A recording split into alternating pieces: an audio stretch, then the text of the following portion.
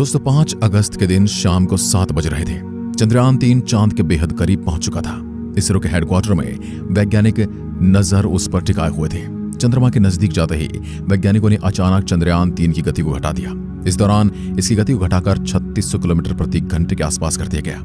लेकिन अब वैज्ञानिकों को उस काम को अंजाम देना था जिसके बाद चंद्रयान इतिहास रचने वाला था, क्योंकि 5 अगस्त की तारीख का वैज्ञानिक पिछले कई दिनों से इंतजार कर रहे थे। जब से यह 1 अगस्त की रात को पृथ्वी का गुरुत्वाकर्षण छोड़कर निकला था, उसके बाद अगला पड़ाव इसके लिए चांद की कक्षा ही था। आखिर क्यों 5 दिन बाद वैज्ञानिकों ने फिर से इसके इंजन को स्टार्ट किया। करीब 26 मिनट तक इसके इंजन को चालू रखा गया। आखिर जो इतनी तेज रफ्तार से आगे बढ़ रहा था, उसकी रफ्तार को कम किया गया। आज के इस वीडियो में हम आपको ये बताएंगे कि चंद्रयान ने अब क्या कमाल किया है। इसी के साथ आपको ये भी बताएंगे कि यह अब चांद से कितना दूर है और आगे ये कैसे चल रहा है। आप देख रहे हैं फ्यूचर साइंस यूट्यूब चैनल। ऐसे ही विज्ञान से जुड़े वीडियोस के लिए चैनल को सब्सक्राइब कर लीजिए। दोस्तों 14 जुलाई से लेकर 31 जुलाई तक तो आपको पता ही होगा कि चंद्रयान पृथ्वी के चारों ओर ही चक्कर लगा रहा था, यानी कि इन 17-18 दिनों के अंदर यह पृथ्वी से दूर नहीं गया था। इसके बाद इसकी अगली यात्रा 31 जुलाई और 1 अगस्त की मध्य रात्रि को स्टार्ट होती है। रात में 12 बजे वैज्ञानिक इसके इंजन को चालू करके इसके पृथ्वी की कक्षा से इसे बाहर निकालते हैं। 1 अगस्त से लेकर 5 अगस्त तक यह चांद और पृथ्वी के बीच मौजूद सपाट हाईवे पर यात्रा कर रहा था। लेकिन फिर 5 अगस्त की शाम 7 बजे है अपने लक्ष्य के बेहद नजदीक पहुंच चुका था। अब वैज्ञानिकों को इसकी स्पीड को घटाकर इसको चंद्रमा की कक्षा में डालना था। यह काम इतना भी आसान नहीं होता है। स्पीड को घटाने के पीछे का मकसद यह था कि चांद का गुरुत्वाकर्षण पृथ्वी की तुलना में बहुत कम है। चंद्रयान को चांद की कक्षा में डालने के लिए वैज्ञानिकों ने इसके इंजन को चालू करने वाला बटन दबाया। करीब 25 मिनट तक इसके थ्रस्टर्स को ऑन रखा गया और इसके बाद चंद्रयान ने वो कर दिखाया जिसके बारे में इसरो के वैज्ञानिकों को पूरी उम्मीद थी, यानी चंद्रयान-3 सफलतापूर्वक चांद की कक्षा में पहुंच गया। इसी के साथ हेडक्वार्टर में बैठे वैज्ञानिकों के चेहरे पर खुशी छा गई। वैज्ञानिकों ने बताया कि अभी तक चंद्रयान बिल्कुल सही सलामत है, उसकी सेहत बिल्कुल पूरी तरह से दुरुस्त है और वहां पर पैरामीटर पर ठीक काम कर रहा है। अब उसके लिए 6 अगस्त की रात भी बहुत ज्यादा महत्वपूर्ण होने वाली है, क्योंकि जैसा कि हम आपको बता चुके हैं कि चांद पर भी डायरेक्ट नहीं उतरने वाला है। वहां पर भी ये सेम प्रोसेस अपनाएगा। पहले यह चांद के चारों ओर काफी सारे राउंड काटेगा। धीरे धीरे अंडाकार चक्कर काटते हुए चांद के नजदीक जाएगा। अपनी चांद के चारों ओर पहला चक्कर 6 अगस्त को रात के 11 बजे पूरा कर लेगा। इसके बाद इसे दूसरे चक्कर में डालने के फिर से इसरो के हेडक्वार्टर में बैठे इसके इंजन को चालू करेंगे और कुछ देर इंजन चालू रखने के बाद इसे दूसरी कक्षा में धकेल दिया जाएगा। फिर करीब 2-3 दिन के बाद फिर 9 अगस्त का दिन उसके लिए बहुत ज्यादा खास होने वाला है। अगस्त के दोपहर के 2 बजे वैज्ञानिक इसको इंजन से धक्का देकर तीसरी कक्षा में डाल देंगे। 9 अगस्त के बाद से अगली कक्षा में प्रवेश करने के लिए 14 तारीख तक इंतजार करना पड़ेगा। 14 अगस्त के दिन इसे चौथी कक्षा में डाल दिया जाएगा और फिर 16 अगस्त को इसे 5वीं और अंतिम कक्षा में डाल दिया जाएगा। आपको लग रहा होगा कि चांद पर जाना आसान है, तो यह वीडियो देखकर आप समझ गए होंगे कि चांद पर जाना इतना आसान नहीं है। वैज्ञानिकों को हर मूवमेंट पर इसकी नजर रखनी पड़ती है। अभी इसे अपनी मंजिल तक पहुंचने में करीब 17-18 दिनों का सफर और करना है।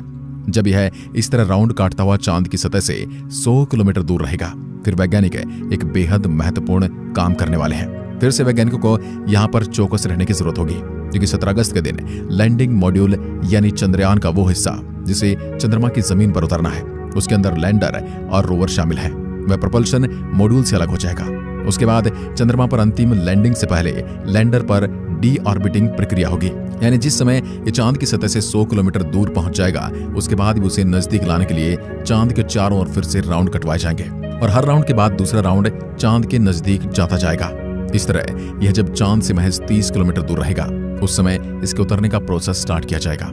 यानी वो 30 किलोमीटर बहुत ही ज्यादा अहम होने वाले हैं। उतरते वक्त वैज्ञानिकों को बहुत ज्यादा सावधानी रखने की जरूरत है। हालांकि ये काम 23 अगस्त को वैज्ञानिक करने वाले हैं। लास्ट के 15 मिनट इसके लिए किसी कठिन अग्नि परीक्षा से कम नहीं। इन्हीं 15 मिनट के अंदर बड़े से बड़े मिशन धड़ाम से चांद की सतह पर गिर जाते हैं। इस समय पूरी दुनिया के स्पेस वैज्ञानिकों की नजर भारत के चंद्रयान-3 पर होगी। इसका एक कारण यह भी है, आज तक इससे पहले वहां पर कोई भी नहीं उतर पाया है। इसलिए भी वैज्ञानिक इस बात की ओर गौर करेंगे कि भारत आखिर वहां पर कैसे उतरेगा। दुनिया के देशों का यह नामुमकिन मिशन लग रहा है। इनको लग रहा है कि भारत की बस की बात नहीं है, क्योंकि चंद्रयान-2 भी यहां पर आकर महज चांद की सतह से 2 किलोमीटर ऊपर क्रैश लैंडिंग कर गया था। दोस्तों, यहां पर अंतरिक्ष यान का उतरना मुश्किल इसलिए है क्योंकि यह चांद का बहुत ही ज्यादा जटिल इलाका माना जाता है। यहाँ की जमीन बिल्कुल ही समतल नहीं है और जिस वजह से यह अंतरिक्षयान उस जगह पर उतरेगा उस वक्त इसे खुद को भी ये डिसाइड करना है कि कैसे उसे सही सलामत उतरना है। सबसे पहले तो इसे अपनी स्पीड को बहुत कम करना होगा। यही सबसे बड़ा कारण होता है कि चांद के इस हिस्से में मिशन फेल होने का। स्पीड को कंट्रोल करने का काम इसके अंदर लगे थ्रस्टर्स करते हैं जो इसे अपोजिट ऊपर की ओर धक्का देते हैं, जिसकी वजह से इसकी स्पीड अपने आप कम हो जाती है। चंद्रयान 2 के साथ दिक्कत यह हुई थी कि इसके थ्रस्टर ने सही से काम नहीं किया था। शायद इसकी वजह से वह अपनी स्पीड को कंट्रोल नहीं कर पाया और संपर्क टूटने के बाद जोर से चांद की जमीन पर गिर पड़ा, जिसकी वजह से इसके सारे हिस्से पूरी तरह से डैमेज हो गए और जो इस पर चांद की जमीन पर उतरने का जो प्लान था वह पूरी तरह से फेल हो गया। इसलिए तो इस बार केवल लैंडर और रोवर को ही चांद पर भेजा गया है। ऑर्बिटर चंद्रयान 2 का ही वैज्ञानिक इस्तेमाल करने वाले हैं और इस बार मिशन न फेल होने की पीछे वैज्ञानिकों की बहुत ज्यादा मेहनत है, क्योंकि इसमें चंद्रयान 2 की तुलना में बहुत एडवांस उपकरण लगाए गए हैं। इसका जो ऑन बोर्ड कंप्यूटर है उसको वैज्ञानिकों ने बहुत ज्यादा एडवांस कर दिया है।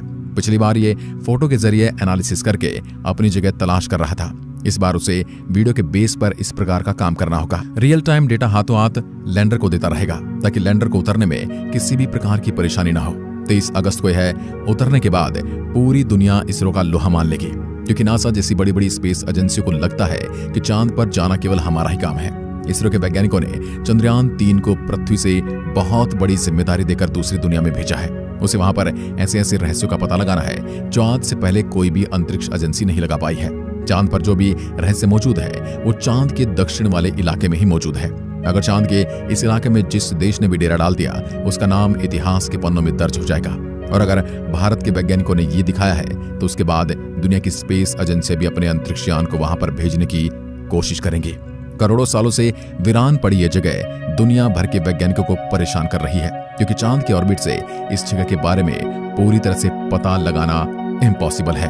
और इसरो के सभी वैज्ञानिक और यहाँ तक कि दुनिया के वैज्ञानिकों को भी उम्मीद है कि जरूर चांद की उस उबड़ खाबड़ जमीन पर सफलतापूर्वक उतर जाएगा।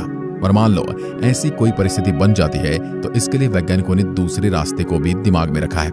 इस बार गलती की कोई गुंजाइश वैज्ञानिकों ने नहीं रखी है। बाकी 23 अगस्त के दिन सबको सब कुछ पता चल जाएगा। पूरी दुनिया के वैज्ञानिकों की नजर चांद के दक्षिण वाले हिस्से के ऊपर टिकी है। वैज्ञानिक जानना चाहते हैं आखिर वहां पर आज तक कोई क्यों नहीं जा पाया है, आखिर वहां पर ऐसा क्या छिपा हुआ है। यहाँ तक कि अमेरिका भी उस क्षेत्र के बारे में जानकारी हासिल करना चाहता है। और दोस्तों, इस रोवर के वहां उतर जाने के बाद भी वहां पर इतनी आसानी से चलना आसान काम नहीं, क्योंकि चांद की जमीन इतनी ज्यादा गड्ढों से भरी है कि भैया पूछिए मत। और चांद का निर्माण पृथ्वी के एक उल्का पिंड के टकराने की वजह से हुआ था। इसलिए जब चांद की मिट्टी की जांच की जाएगी तो पृथ्वी के बारे में भी कई रहस्य सुलझने का अनुमान है। बाकी आप चंद्रयान 3 को लेकर क्या सोचते हैं कमेंट में लिखकर जरूर बताएं। आज की वीडियो में बस इतना ही। धन्यवाद। जय हिंद, जय भारत।